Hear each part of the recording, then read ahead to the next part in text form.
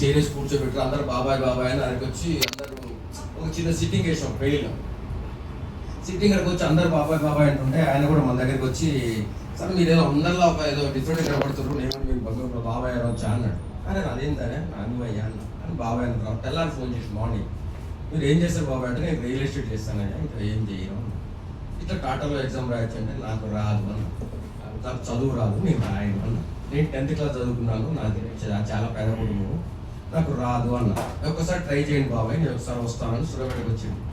Exam fee కట్టిండు, పోయాను. Exam రాష్ట్రం ఫెయిల్ అయింది. ఇంటికి వచ్చిన 3 సార్లు కట్టిండు, 3 సార్లు ఫెయిల్ అయినా. 4వసారి నేను రాయను, నాకు ఎగ్జామ్ చదువు రాదని చెప్పి ఉన్న ఫ్యాక్ట్.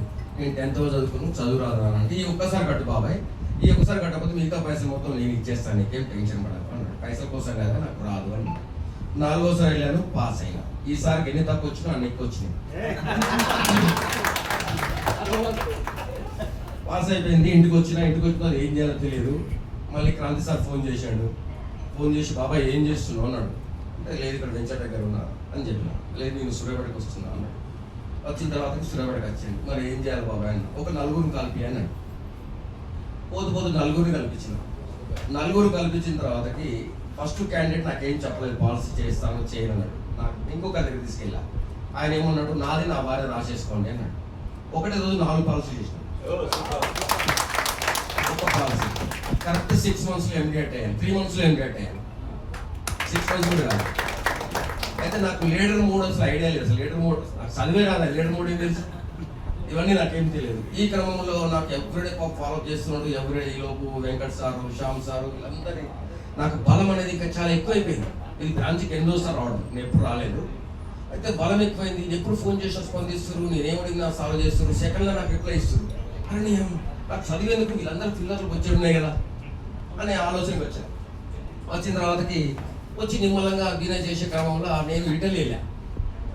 ఇటలీ కూడా పోనని చెప్పా. నేను ఫ్లైట్కి దిగడం కూడా తెలియదు, ఇటలీకి ఎందుకు పోవాలంటే వీళ్ళందరూ కలిసి నాకు ఎయిర్పోర్ట్కి వచ్చి నాకు షెండాప్ ఇచ్చింది. ఎలా మీతో సీజేస్తారు అందరూ నాకు ఎయిర్పోర్ట్కి వచ్చి బాబాయ్ అని ఎక్కించారు. ఇటలీకి ఆడికి పోయిన తర్వాత స్టేజ్ పైన డ్యాన్స్ చేయించారు. అక్కడంతా బాబాయ్ బాబాయ్ అక్కడ ఒక 50 మంది తయారయ్యారు.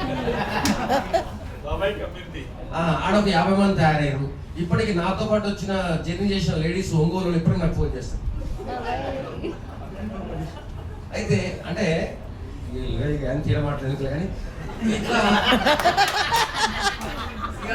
అలా అయిపోయింది తర్వాత అల్ల ఒక ఉండి ఏది ఎక్కి నువ్వు లీడర్ తీసుకోవచ్చు కదా అంది. లీడర్ అంటే ఏందని నేను అడిగిన తర్వాత ఇక్కడికి వచ్చిన. క్రాంతి లీడర్ అంటే ఏం బిడ్డ అన్న. ఏం లేదు బాబాయ్ నువ్వు రాస్తా లీడర్ చేస్తాను అన్నాడు. అప్పటికి ఇక్కడికి వచ్చి 1.5 ఎండియేట్ అయినా. ఆయన తర్వాత లీడర్ చేసిండు, ఆయన అన్ని చేసిండు. కరెక్ట్ 6 monthsలో 6 months 50 మంది అడ్డలు పెట్టాడు. 50 ఆన్ అండ్ యావరేజ్గా మంత్లీ ఒక 5 lakhs లీడర్ కూడా తీసుకుంటున్నాను. ఇప్పటికి నేను తీసుకునేది ప్లస్ ఎవ్రీడే పొద్దుగాల 8:30కి స్నానం చేసి రియల్ ఎస్టేట్ బంద్ చేసిన. రియల్ ఎస్టేట్ పూర్తిగా బంద్ చేసిన. ఆడికి క్లోజ్. రియల్ ఎస్టేట్ కోట అయినప్పటికీ నమస్తే పెట్టేసిన. ఇక పెట్టేసి రోజు పొద్దున్న 8 గంటలకు రోజు పొద్దుగా వీళ్ళందరికీ ఫోన్ చేసి గ్రూప్ కాల్ చేసి పొద్దుగా మన బండి తయారు ఎవరన్నా రమ్మంటే పోతున్నా, లేదంటే నా సొంత కలిగిపోతున్నా. వీళ్ళు రమ్మంటే పోతున్నా, సొంత కలిగిపోతున్నా. అయితే నువ్వు అటు ఎగ్జామ్ రాయించు లేదా పాలసీ చేస్తాను. ఈ 2 పనులు నేను చేస్తాను, ఇంకేం చేయట్లేదు.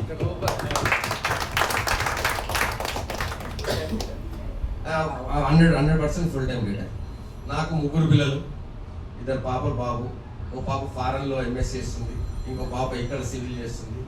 మా బాబు 10th class T20 cricket select అయింది మొన్న కరోనా. ఇది నా చిన్న లైఫ్, చిన్న ఊరు. ఎందుకంటే ఏం చెప్పినా నాకు ఏం లేదు.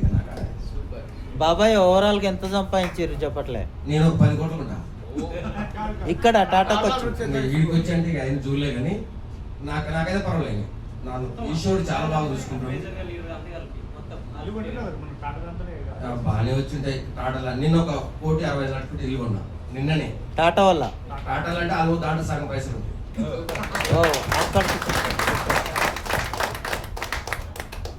కానీ వాళ్ళు చదువు రాదు.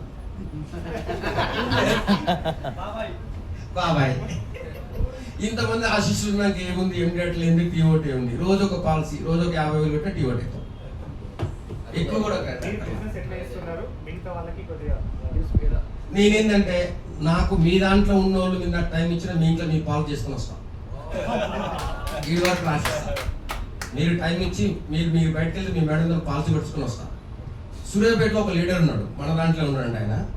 వాళ్ళ చెల్లె కోడ్ ఇచ్చినా ఈ నెల 8 లక్షలు చేసిన. సూర్యాపేట బ్రాంచ్లో టాప్ 1 లీడర్ ఆయన, సొంతం చెల్లె కోడ్ ఇచ్చిన ఈ మంత్ 8 లక్షలు చేసిన. సో మీరు మీకు తెలిసిన వాళ్ళని కాంటాక్ట్ చేయకపోతే అది కొట్టండి. అంటే నేను చేసేది ఏంటంటే, నేను వీళ్ళ చిన్న, నేనే పెద్ద గొప్ప ఏం కాదు. నేనేం చేస్తున్నా అంటే ప్రతి ఒక్కరికి చెప్పడుతున్నా. నేనేం చేస్తున్నా, ప్రతి ఒక్కరు ఉన్న వాళ్ళలో దగ్గరకు పోయి చెప్తున్నా. అయితే నేను ఫస్ట్ జాయిన్ అయిన 2 నెలలు ఏం జరిగిందంటే, నాయక సతీష్ ఒక ఆయన బండి పైన తిరుగుతాడు ఉత్తగా టైం పాస్కి. లోకల్ ఎవరైనా పోలీసులు ఆపినా బాబాయ్ ఉన్న నాయమటి ఇలా తిరిగిపోతూ ఉంటాడు. అయితే ఈ క్రమంలో ఏం చేసిండు, ఒకరోజు నా దగ్గరకు వచ్చి, బాబాయ్ నిన్న 1 లక్ష రూపాయలు టాటా పాలసీ కట్టినా మంచిగా ఉంటుందా అన్నాడు. నేనేం చేస్తున్నారా అని నేను అన్నా. నువ్వు బ్యాగ్ వేసుకుని రోజు పోతున్నావు కదా అని అన్నా. బ్యాగ్ వేసుకుని నేను టాటా పాలసీ చేస్తున్నావు, యూజ్ చేస్తాను. నేను చేసేది అదే, దానికొని కట్టేందుకు నా బండే కాకరా నేను అంటే అయ్యాలనుకున్నా. నేను అబ్బా నేను నా పక్కనోడికి చెప్పలే కదా, మరి నేను ఇంకోళ్ళకి చెప్పదు కరెక్ట్ కాదు కదా. నాకు తెలిసిన అందరికీ చెప్పుడు స్టార్ట్ చేసిన.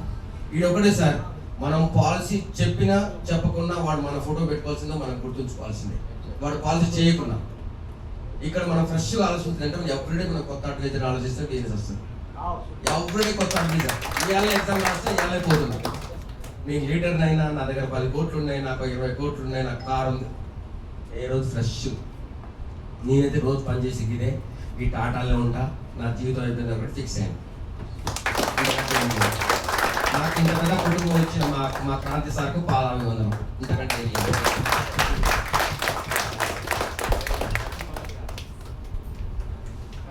Thank you sir, thank you very much.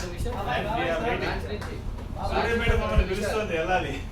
25వ తారీఖు నా బర్త్డే ఉంది, 26వ తారీఖు మీటింగ్ పెట్టినాం. నా బ్యాచ్ అందరికి పిలుస్తుందా, ప్రశాంతంగా రండి, నన్ను ఆశీర్వించండి పోండి. నాకు అన్న, తమ్ముడు, బావ, బామార్ది, నా కులము ఇండియా మొత్తం ఎవరు లేరు. మా నాన్నకి నేను ఒక్కనే మా ఇంటి పరిచయం అయ్యాను. నేను మళ్ళీ లవ్ మ్యారేజ్ చేసుకుని ఆవు కూడా ఎవరు లేరు. కుటుంబం. So that is great. So thank you very much.